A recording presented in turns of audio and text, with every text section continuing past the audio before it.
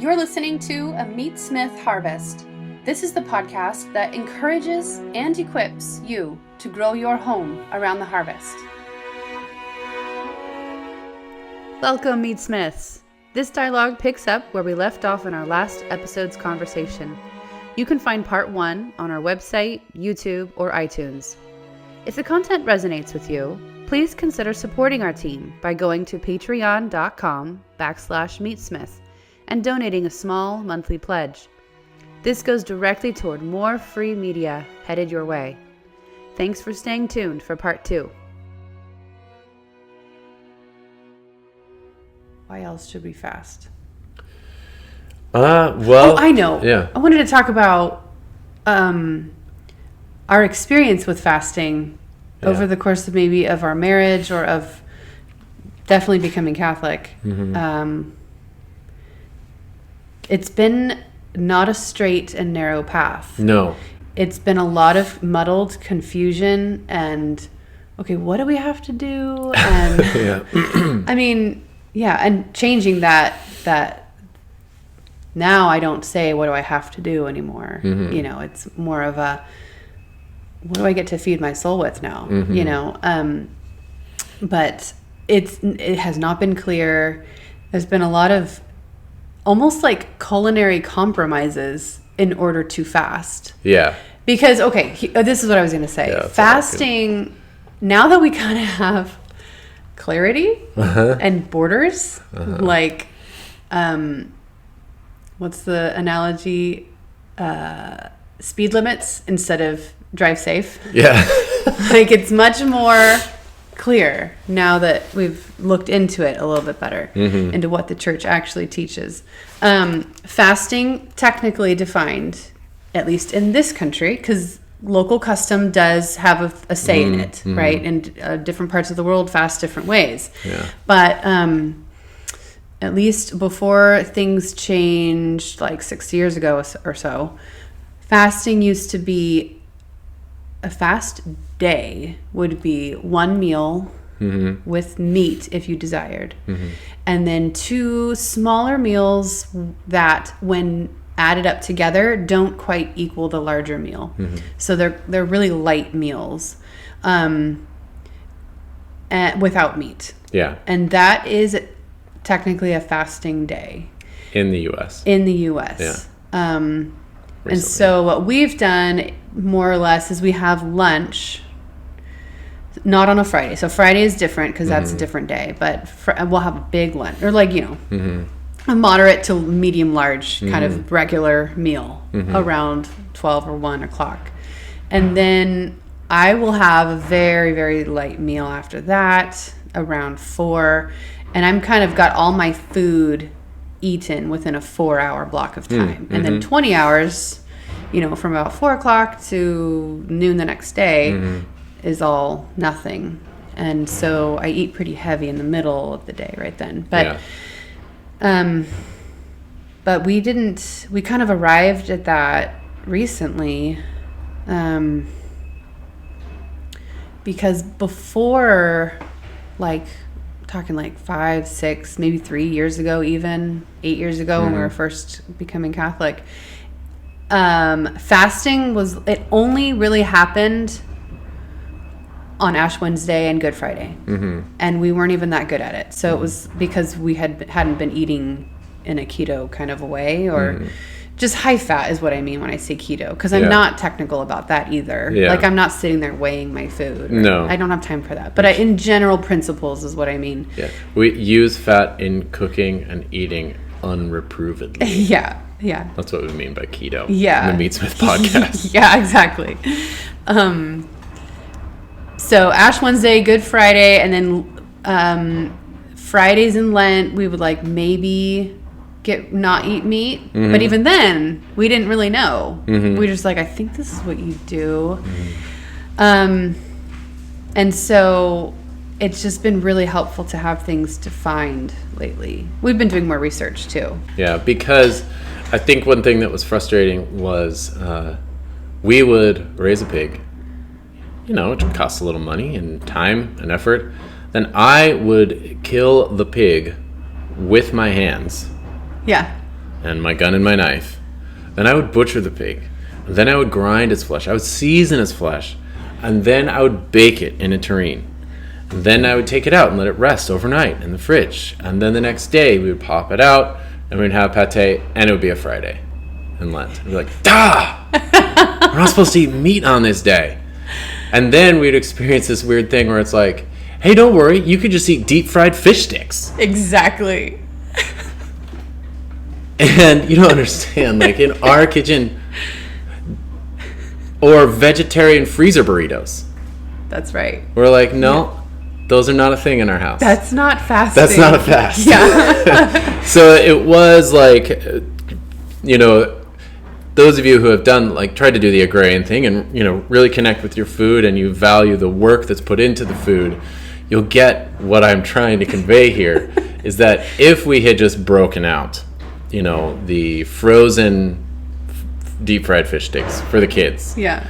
That would have been like a celebration.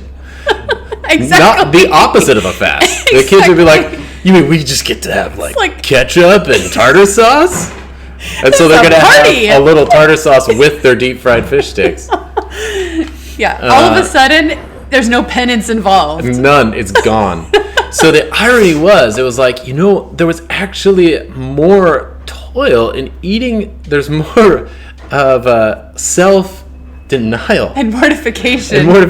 In eating only this pate, because we're limiting ourselves. The only meat we eat is the meat we raise and kill. You know? Yeah. And so I'm only eating this on this day. There's more fasting in that than in the deep fried fish sticks. Yeah. And like the cheese covered popcorn or something. Mm-hmm. It's like, so that was a big thing for us. I was like, this is so confusing. It was fasting doesn't work. I don't know what this is, but yeah.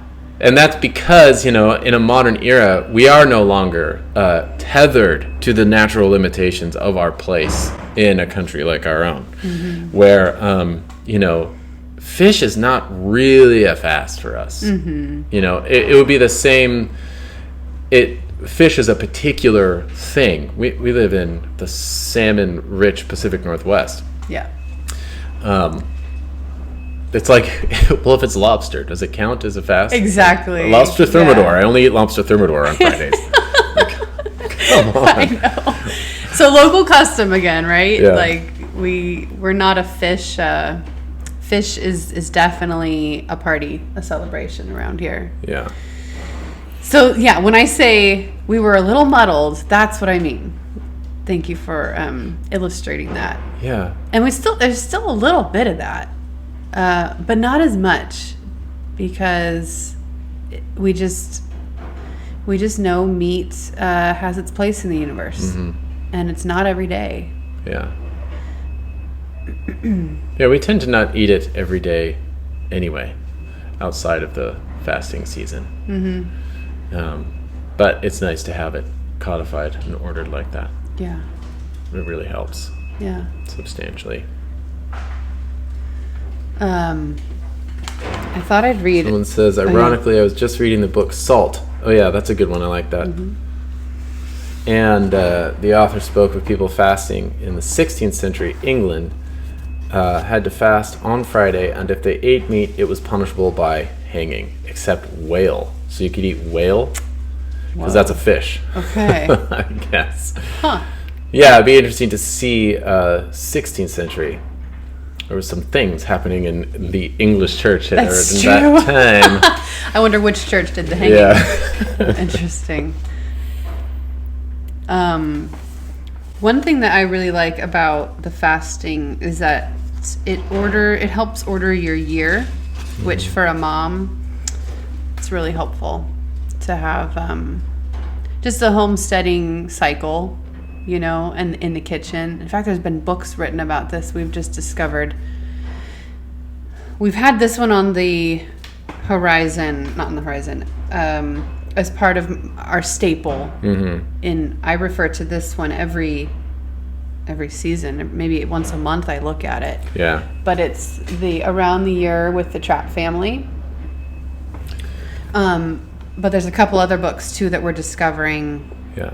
that were big in the 30s and 40s when mothers coming over from the old world, let's say, they wanted to codify these customs in the kitchen. Yeah, basically the rise of industrial food chains and the world wars and the destruction of Europe destroyed, I don't know, everything, all the folk traditions of eating and fasting and feasting. But a couple people wrote it down. Yeah. And Maria von Trapp of Sound of Music fame is one of them. Yeah, because they were looking around America and they were like, it's Thanksgiving, why are you playing Christmas songs? This is the oddest thing ever. And it was truly odd for them, you know. It's becoming more odd for me. Yeah. Like the kids, every time we line up for the ferry office has like Easter pictures of bunnies and rabbits. And it's like the kids are like, it's Lent. Why are we hearkening to Easter right now? Yeah. This gives you a structure to your year. Can I read a paragraph or so? Sure. Okay. Nobody could stand a Thanksgiving Day dinner every day of the year. There can only be mountains if there are also valleys. There you go. I think that's what we've been saying for the last hour. Close the book. That's it. Drop the mic. Okay. It is a pity that the Reformation did away not only with most of the sacraments and all of the sacramentals, but also, unfortunately, with the very breath of the mystical body. And she uses this breath analogy. Oh, breathing in and out. Yeah. That wonderful eternal rhythm of high and low tide that makes up the year of the church. So we're seeing these things in nature. Like we're always coming back to natural law. And this is one of them, fasting and feasting. Yeah. Yeah, because if you were docile to the cues of nature, right, this is what would result. Right. You would have a Lent, and then you would have an Easter. That's right. Yeah. Rather than just normal time, Thanksgiving, and then boom, we're in Christmas feasting. Yeah. It's like, no, we need to actually inhale to get ready for Christmas. And that includes withdrawal and restraint and maybe some, anyway, I'll keep reading. I can't have a hard time reading straight through, but that wonderful eternal rhythm of high and low tide that makes up the year of the church. Times of waiting alternate with times of fulfillment. The lean weeks of Lent with the feasts of Easter and Pentecost. Times of mourning with seasons of rejoicing. Modern man lost track of this. Deep down in the human heart, however, is embedded the craving to celebrate, and in a dumb way, the other craving to abstain, perhaps to atone. In general, these cravings are no longer directed in seasonal channels, as they are for the Catholic, or even for the Aborigine, who participates in some tribal religious belief. So modern man, one day, any day, gets up and says, let's celebrate. And without any warrant, he decrees that his town from now on will have a festival on, let's say, August 18th. And as he can dance and drink and eat on any day between January 1st and December 31st, the most he will experience is, quote, a good time. But he will never be able to, quote, celebrate a feast. One more paragraph. It should be our noble right and duty to bring up our children in such a way that they become conscious of high tide and low tide, that they learn that there is a time to weep and a time to laugh, a time to mourn and a time to dance. The rhythm of nature, as it manifests itself in the four seasons, in day and night, in the individual's heartbeat and breathing, this rhythm we should learn to recognize and to treat with more reverence. Modern man has become used to turning day into night, and night into day, according to his whim or pleasure. He has managed to lose contact completely with himself. He has lost the instinct for the right food and drink, stuffing himself with huge quantities of the wrong things and feeding himself sick. But worst of all, and this sounds almost ridiculous, in the process of growing up, he forgot the right kind of breathing. Only babies nowadays know how to breathe. Every voice teacher can prove this sad truth. It's just a funny way to end it. Yeah. Breathing, like, as in using your diaphragm, I think. Yes. People have to, I get it. Yeah. Yeah. You have Not to just learn. in your throat or in your chest. Yeah. The depths of your belly. You have to use your diaphragm in order to breathe and sing. Yeah. But we don't know that because we've forgotten. Yeah. In the same way, we forget how to eat and how to abstain. Yeah. There's a lot there. But. Yeah. The what was the previous paragraph before the last one? Mm-hmm. She said has become used. Oh yes, the modern man has become used to turning day into night and night into day. Mm-hmm. That is totally the paradox. Our ability, our technology is astounding, but it comes at the cost of we can't make good ham anymore because good ham is born of limits and being docile and responsive to those limits. Whereas if you can turn winter into summer, summer into winter, or spring, whenever you want, mainly just spring and summer and fall into winter in a walk-in, then you can't make good prosciutto. You know, you actually have to get your technology to mimic the natural limitations.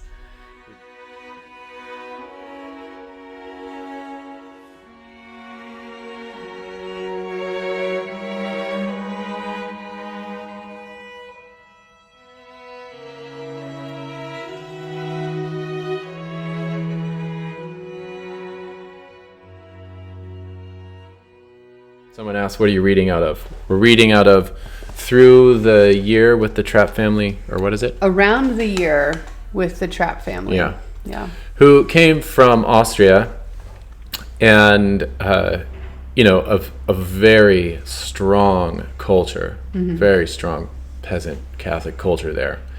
And brought a lot of it, wrote it all down and brought it to Vermont, where they relocated. But the limitations are, that is what produces the best thing, because it's ultimately not coercive. You're not imposing your preconceived, perfected notion of a thing in accord with your likes and dislikes upon this just indifferent strata, this primitive, indifferent material, raw material that you can calculate, technologize, and isolate and perfectly manipulate to produce exactly the ham that you want or the one that sells. That is the death of tradition. That is the death of good food. Yeah. And I just love, the best, this is why I can tell people with absolute certainty, the best prosciutto, the best lardo that you will ever taste will be the one you make yourself from your own pig.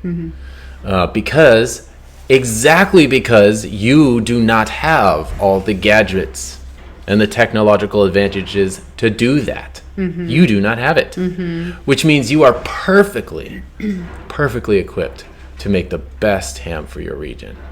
And it might take a while. If you are lucky enough to have fathers to receive that tradition from, literally just being passed on, then you have something a little more ready-made there. But in the absence of that, of passing it on, of receiving it, I think you have to go back to the limitations and work with what your climate, your place can produce with minimal or no technological interference. And that's actually how you create something that has terroir. That is an expression of your place. Because your place literally produces it. Right? You just do a little bit. And that's what happens. It's sort of like if you live in Italy and you throw a pig leg out on your driveway, it becomes prosciutto. I mean, not quite. Yeah. But, you know what I mean. I just like how it's kind of in keeping with what you talk about, docility to the natural ebbs and flows of what a particular terroir, what a particular... Yeah. So not just place, but time as well. It seems like we're discovering the docility to a place and what the earth gives you. Yeah. But also our own bodies too, and their yearnings. And over the course of the year, we can be docile to the cues of our own needs. I know. It sounds funny to say that when I have an excavator outside. I know. Making quick work of understory. But it is true. It's that's why it's important to have your ends sorted out. But well, yeah, I mean, in America, it's also weird. Like, I think of Angelo Pellegrini, because the food writer, he's almost reprimanding American housewives for not taking advantage of the plethora, the extreme diversity of food at our hands, and we're not even cooking. It's in some ways it's harder to be virtuous in that way when you have everything, you have abundance. Necessity is usually the mother of invention, and so it takes an added intention to, when you are so wealthy, to still to use fossil fuel in a productive way rather than in a decadent way or an unnecessary way. Or, I mean, I don't think it's wrong to use the tools that are at our hands and the variety, the abundance, you know? Yeah. We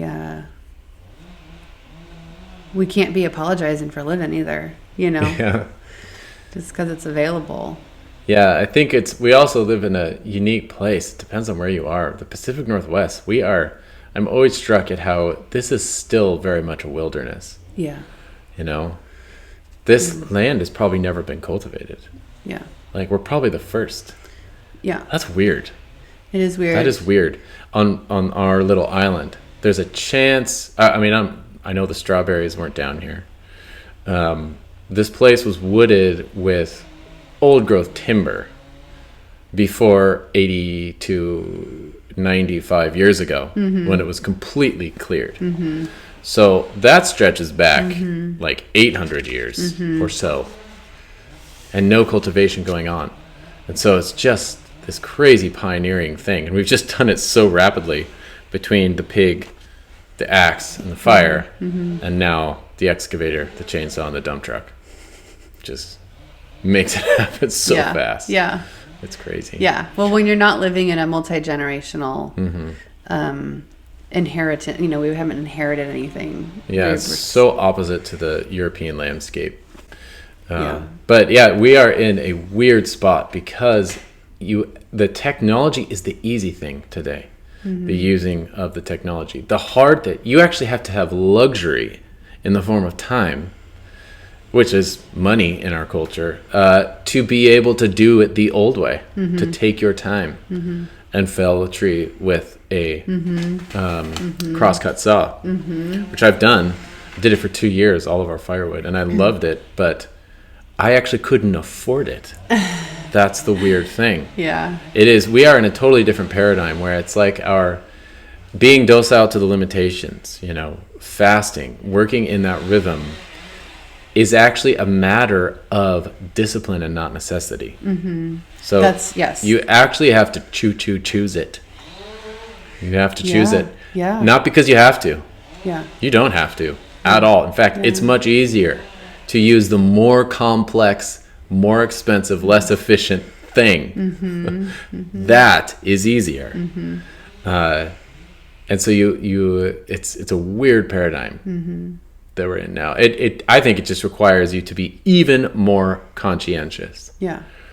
Well, you have to be even more convicted. Yeah. In where you're going. That's right. I think that's what I was trying to say. You say things so much better than I do. But we don't need to fast on a material level like our ancestors did. Today. Yeah, we don't need to. We don't. Yes. Because we have no food shortages in our country. Not yet. Here. Yeah. Right. I mean, our food system has shown some fragility as of late, but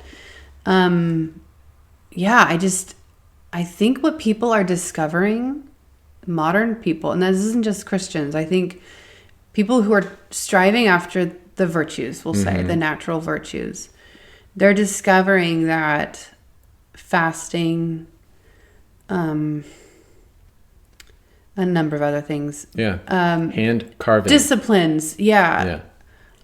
They liberate them. No-till gardening. Yeah. And we need to do this in order to be more human. Mm-hmm. And we're kind of done with having with saying yes to ourselves too much. Makes it flabby. Yeah, exactly. Mm-hmm. That's right. Soft. Yeah. We're so soft. Mm-hmm. We couldn't do half of what our ancestors did. And I don't just mean like hundreds of years ago. I mean like literally like the 1940s. Men were stronger and women were more disciplined, and like we could accomplish more as a culture. But we're just, I don't know. We've fed ourselves too much. Very comfortable. Yeah, it's I like the analogy of a knife edge, obviously. Mm-hmm. But the best, the surest way to have a dull knife, to never have sharp knives, is not necessarily to not need, the easiest way to dull your knife is to buy a saw. To use something else. Okay. But if you want to guarantee yourself that you will sharpen your knives and keep them razor sharp, choose to limit yourself to just using them. Then you'll keep them sharp. Yeah. Then you will, but you got to start with that limitation, that conviction that I'm only going to use a knife. Mm-hmm. And then a dull knife is intolerable. You will not have a dull knife. Mm-hmm. You will, as night follows day, like by an act of natural law, you will sharpen your knife. Mm-hmm. You'll make it sharp because it needs to be. Mm-hmm. And I feel like we've done that with our nature. You know, our nature is dulled by convenience. Mm-hmm. And we lose the name of action. We lose our sharpness. We're not sharp. Yeah. And one thing that to keep in mind is also, in order for it to, we're always talking about sustainability. Mm-hmm. In order for fasting to be sustainable for all these good natural ends that we've talked about, the thing that makes it sustainable is that it feeds our spirit too, in the sense that just like I was able to be a complete one-track mind athlete and eat a ton and be really virtuous in this one way, I think also anything that's purely material, you can get pride from. Mm-hmm. So to guard ourselves against that, because like the scriptures say, like you can fast like the best of them and be a total jerk, and you've gained nothing from it. And in fact, you've probably become less human, right? Yeah. I think that we have to keep the end in mind too. And part of the way I think if you're fasting well is if it humbles you, and anyone will tell you that fasting will clear your mind. Yeah. And part of that, and humility is truth, like it's synonymous with truth, and you will see who you are better because you've got all that other junk kind of cleared out of the way. Yeah. I just had to say that because it's... Yeah, because it makes you low. Yeah. And you, humility, humble, comes from the same root as humus. Oh. Huh. The ground, the earth. Okay. Means dirt. Wow. That's why we say, memento homo, quia pulvis est. Oh. Es. You are dirt. Yeah. And to dirt you will return. Yeah. You are dust. Yeah. Pulvis. But... well, you're emptying yourself. You're literally becoming less. You are decreasing yourself. Yeah. And so it lowers you. And the closer you are to the earth, you're being lowered. That's humility. How many people do you know you would say truly share your back to the land values? Or your passion for home-scale craft meat curing? Or simply love the multifaceted beauty of a good meal as obsessively as you do? Maybe a handful? At farmsteadmeatsmith.com, we've created an online community of hundreds of omnivores from around the world and a platform for them to learn from and inspire one another. In addition to our major semi-annual hands-on educational event, The Family Pig, here at our Pacific Northwest homestead, over at farmsteadmeatsmith.com, we host a purely digital membership program with an archive of film and textual resources years deep now, for you to dive deeper into your food journey with. And both our classes and online program include access to our private community Facebook page for your continued education and fellowship. We've been told that our classes are life-changing and the membership program unparalleled in quality and quantity. To get a taste of our education, search farmsteadmeatsmith.com and our YouTube channel for our free films, conversations, and downloads. Explore how we and other meatsmiths across the globe may best come alongside you, putting the knife in your hand, article by article, and comment thread by comment thread, and can support you in building your home around the harvest. Please head to farmsteadmeatsmith.com today. I can't get away from the idea that it's actually a way to prove that you're not just a biological entity that needs fuel. Mm-hmm. Because you actually do the one thing that is contrary to the two goods that all bodies need, you know? Mm-hmm. I mean, mainly, well, we're just talking about fasting, but the good of nutrition, you need that. And you're just saying no to it. Mm. It's like, wow, you're just saying no. You know, and the bare fact that you can do that is proof that you have something a little more than you're a pig. Mm-hmm. You have an intellect, right? And we cannot prescribe, we cannot predict your choices based on material circumstances with any accuracy, let alone 100%. Whereas a pigs, we kind of can. That's the only way pigs happen on a farm, is I can predict, they do have a will. I can predict what they will choose to do. And in the case of pigs, I can predict that if I keep them fed and sated with water and food, they will stay in the little tiny electric wire. Because I understand the material circumstances, the material variables around them that I can manipulate to negotiate an amicable relationship, whereby they will stay in their area and allow me to manage them and allow me to help them fulfill their nature, you know, by moving around and eating good things and rooting and doing as pigs do. But the main difference is I have control over them because I can control their material variables. Can't do that with a human. Yeah. You cannot predict someone's choice. Cannot predict what they will do by mere, even absolute control of their material circumstances. And that's because you have an intellect and a soul. And that is when you fast, it is, in a way, I always think of it, it's like this triumph of that part. It's like, oh yeah, not a beast. Yeah.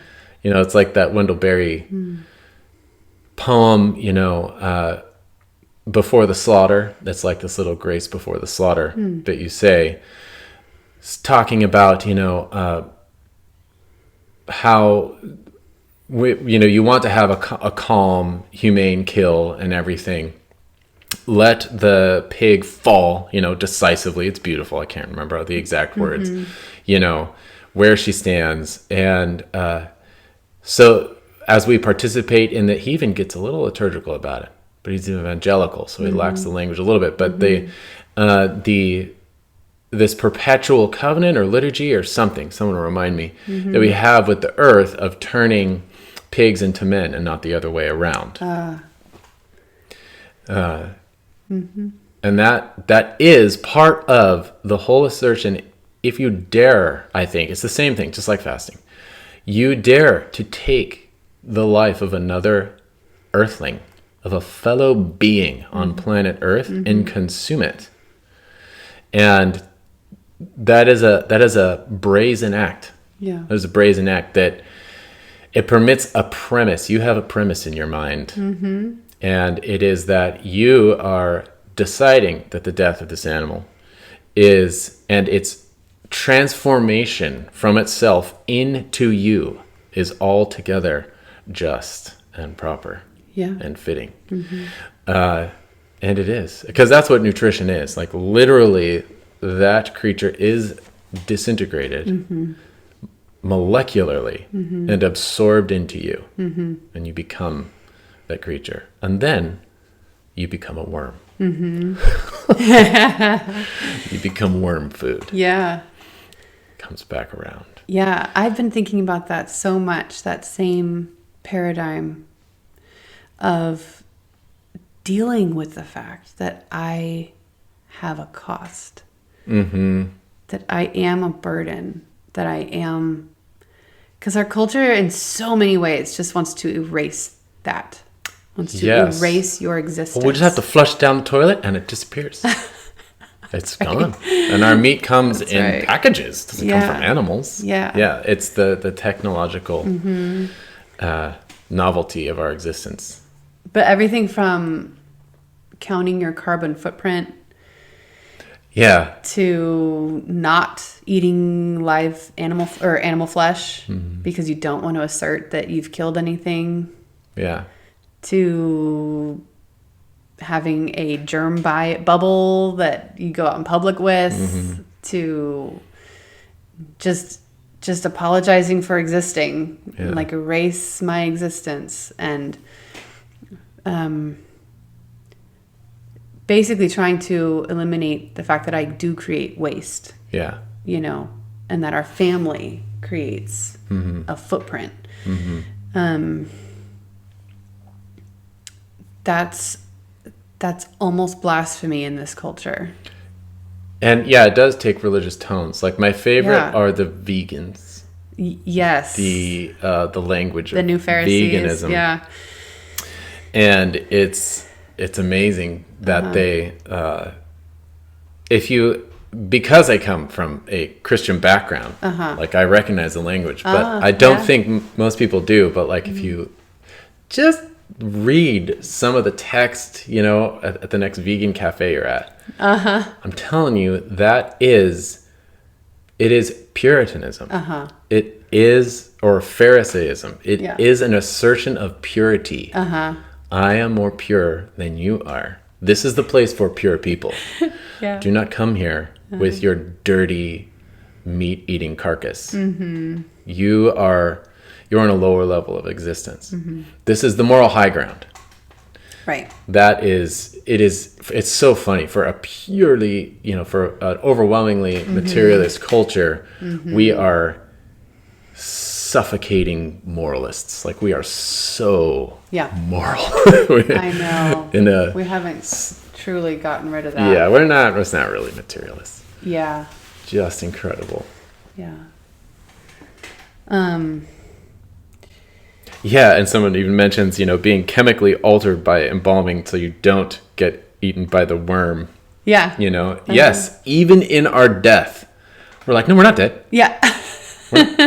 We're not taking up space. Yeah, we're not taking up space. And even in, that's one thing to be embalmed, but even at cemeteries, like, you're not just put in the earth.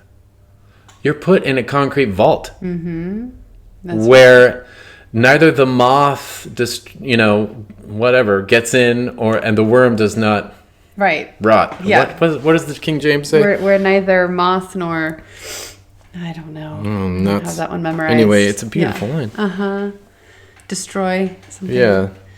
Wow. Terrible. The Dewey Rhames is messing with my King James. I grew up with the King James, and now the Dewey Rhames is like...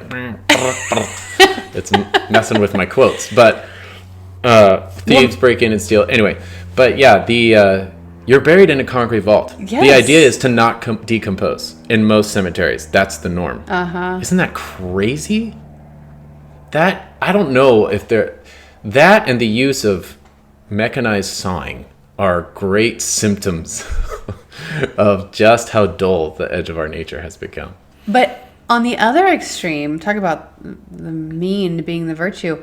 We have green burial now, where we won't take up any space at all, and we are only material, and we have not cost anyone anything because now our bodies can go into the life of a tree or something. Yeah. And that's just as abhorrent to me. That the best thing that could happen to your carcass is that you could fertilize a plum. Right. Yeah. And then I can really pat myself on the back. Mm-hmm. Yeah, that would be the idea that you are material. Yeah. You are biological material. Yeah. Okay? We can predict all of your choices by the material circumstances that surround you. Yeah. Anyway, fasting helps put you in your place. It does. It right in your place. Exactly. Not an inch higher, not an inch lower. Yeah. It's very ordered, and it gives you clarity, and it gives you it enlightens your mind, right? The intellect, like you were talking about, like our intellects are clear.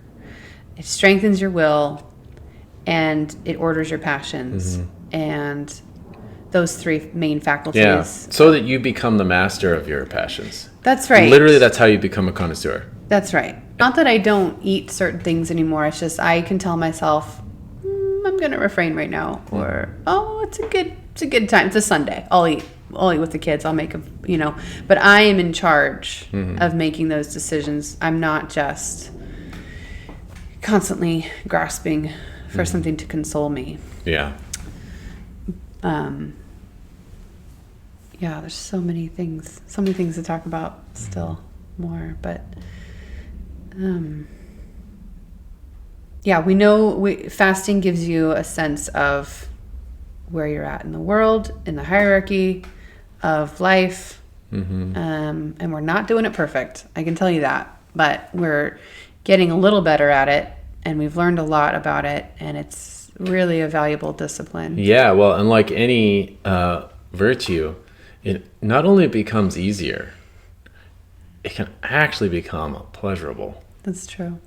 Yeah. And but you got to do it for a while first. That's just the way our natures work. It gets easier, and you actually begin to enjoy it. Because you feel the strength that it gives you. Yeah. The strength and weakness kind of thing. But also sometimes just strength in strength. You're actually stronger in some ways. Yeah. Yeah. Cool. Well, maybe we'll do another update. I feel like we've talked about fasting every Lent. Or maybe every other Lent or something. And I know I probably said some heretical things. Because I was so ignorant, And I know we've said something like we're eating bacon with our bacon, Oh yeah, because sometimes literally during Lent, all we have is bacon. Yeah, there's no vegetables. I've cured hundreds of pounds of bacon, and there's nothing else in the house. So we do. You just try not to eat that on Friday. Right, or multiple times a day, or I don't know. I guess depending on if you're using the modern rules or the old rules, but. But we're not fasting from eggs, cheese, and not those rules every day. But that wasn't even the U.S. rule ever. Yeah, or at least not pre-1960. Maybe I don't know. The church is so young in this country. Probably depends on if you were in New England, New Spain, or New France. Right. Exactly. Yeah, those made a difference. Yeah. Yeah. Well, I think we've done a really good cursory coverage of the fasting. Cool. I would recommend Around the Year with the Trapp Family. Like we've mentioned, I refer to it over and over again for our household customs and culinary needs. And then Dr. J. Richards has Eat, Fast, Feast. This is a good one as well. He really covers well the irony of how confused our eating habits are, that we find ourselves eating fish, like this luxurious salmon dinner on Fridays, and we never eat fish, hardly ever.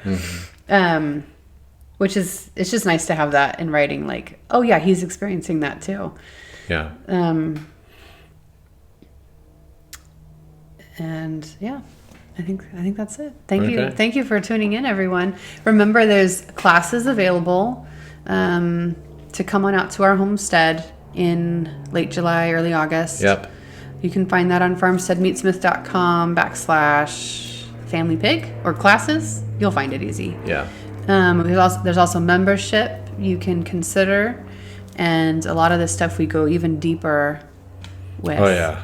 Inside membership. Yeah, you've got lots of instructional films on there that I hope are also winsome, and an amazing Facebook private group of Meatsmith members all over the world.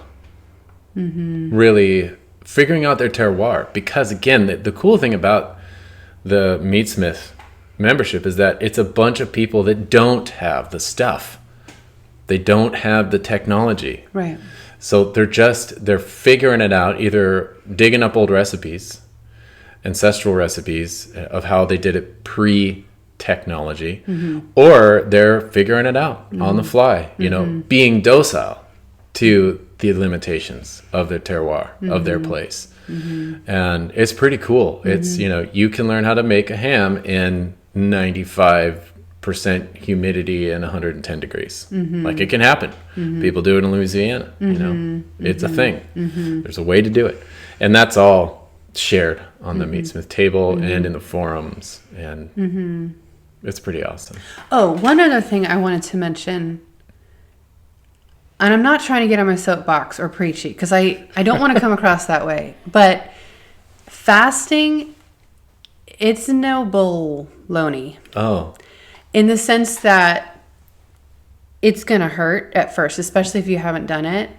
And the spiritual realities do not want you to fast. So I'm just saying, it's almost like a warning, a caution, like a warning sign. Like, fasting is just, if you go for it and you haven't, I wish someone would have told me, I guess early on, like maybe 5 years ago when I first dipped my pinky toes into fasting. Because as an evangelical, I never fasted. That was not a thing. I experienced the full gamut of emotions, but also pride. And in fact, I read, just have some spiritual masters by your side if you're going to do this, like in the form of books. You could find books. We can maybe put some in the show notes if I can think of them. But like, when we first did it, St. Francis de Sales even says, if you find yourself getting really prideful and like comparing yourself with other people, stop fasting. That's not good. Like, don't do that. You're not quite ready for it. Not to say that you like ever arrive and you're like so good at fasting, but kind of like if you were gonna start weightlifting, you wouldn't start by deadlifting 300 pounds. And so just be easy, be gentle with yourself. I would give because you are dust. I know, and we break so easily, and I have broken, and it's been this I mean, just like we're scratching out or living out of the wilderness, like we don't have spiritual grandparents either. And so a lot of this is like, I'm just eating up books as I can get them, but we don't have, and we have priests that have been really helpful with us, but just it's battle. Yeah, well, you're entering into the battlefield. That's right. If you could stand outside of yourself for a second when you're fasting and just realize, whoa, even if you're in shape, you are athletic, you work hard, you're productive, you're competent, you're all these things, you eat well. I've definitely had the moment where like, dang, I'm a glutton. Like, I really want to.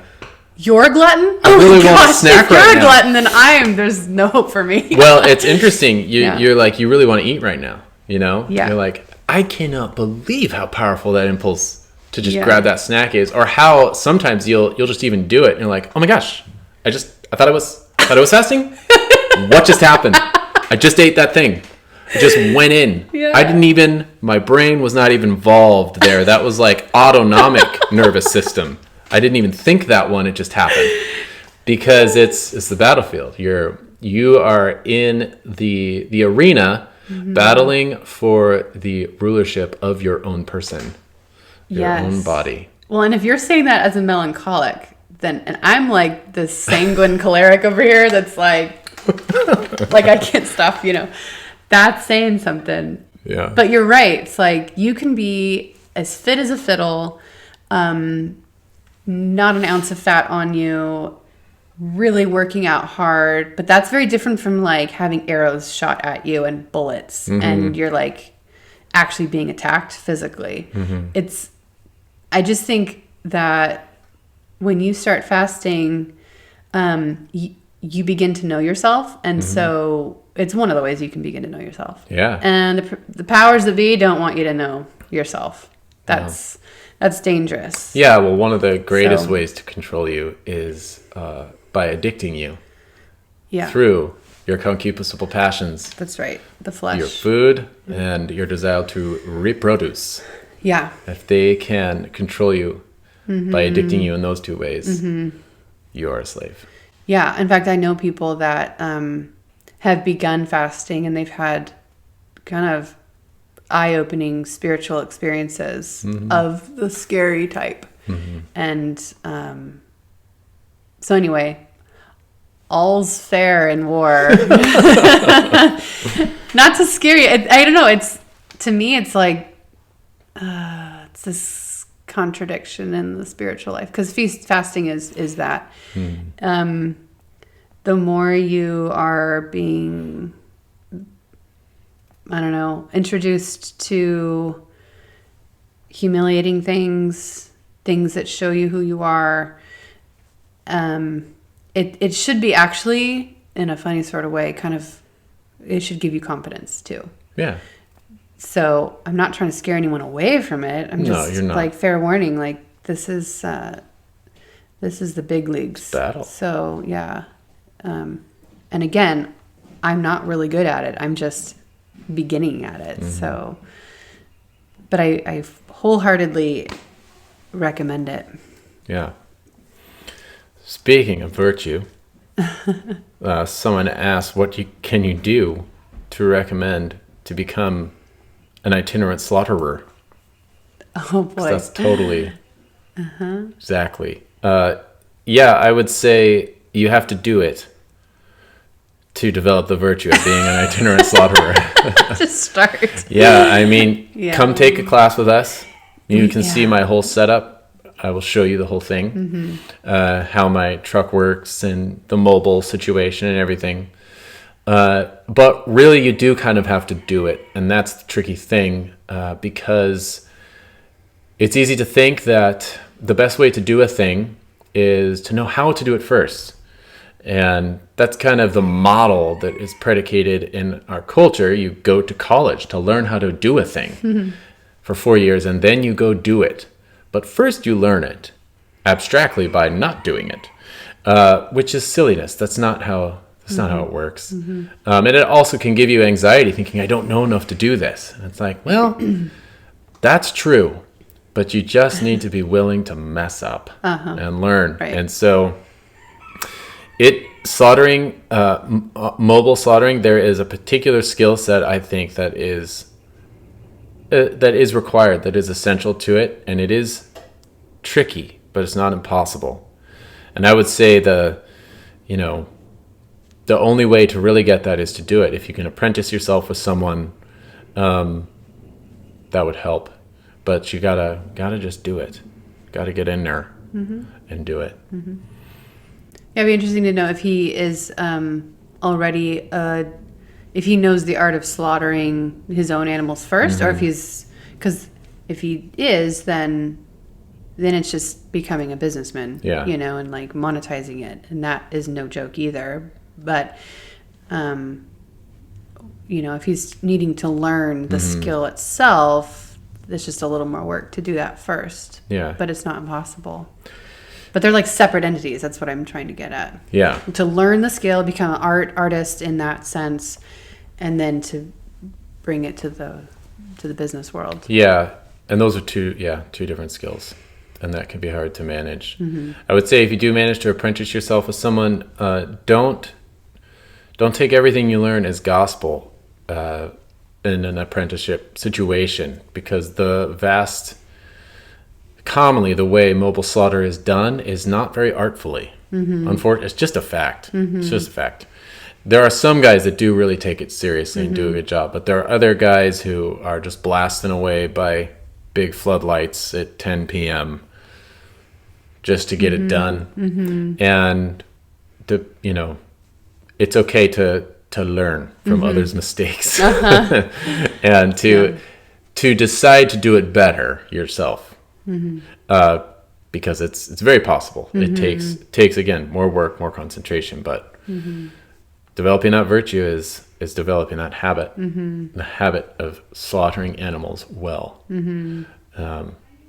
as opposed to the habit of slaughtering animals poorly, which can happen. And then it's a vice, and then you just keep doing it. Yeah, and that's a bummer. And I would say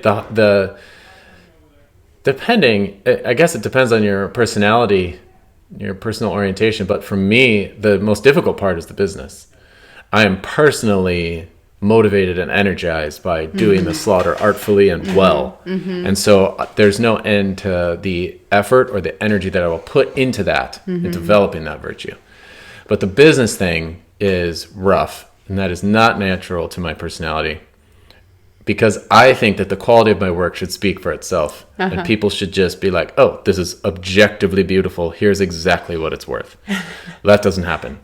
You have to... One thing my dad always said, and he was also an independently employed contractor. He was a builder of very fine homes, very artfully. And he said that if you want to...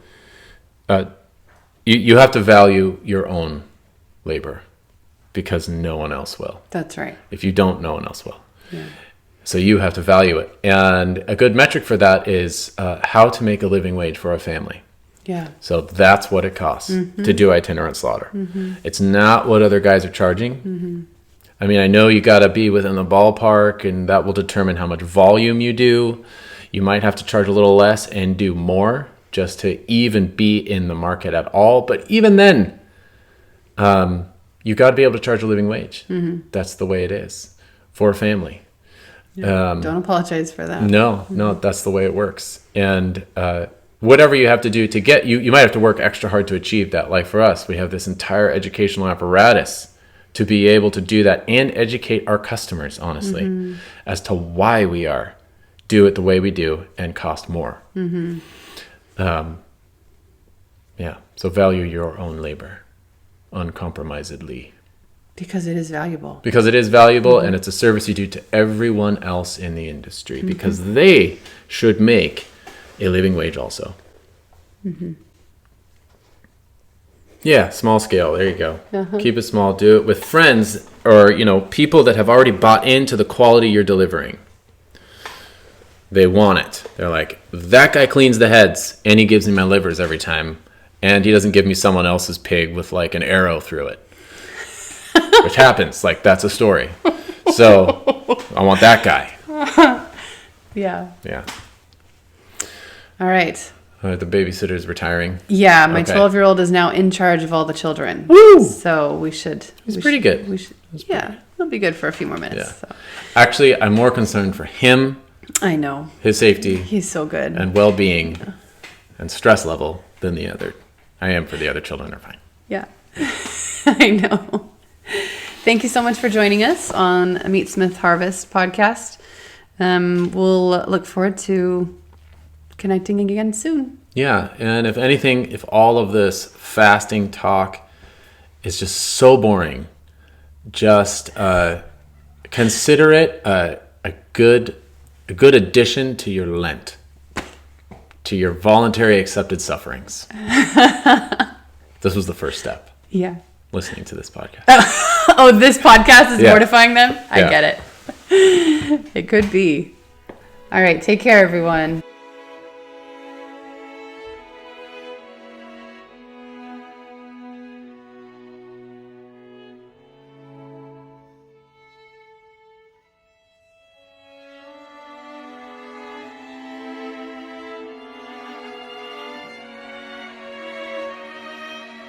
You can receive updates on all our brand new content as it's released by signing up for our email newsletter. Free download of Brandon's thoughts on meat cookery included. Go to farmsteadmeatsmith.com and sign up on the homepage. Thanks again for listening, and keep in touch.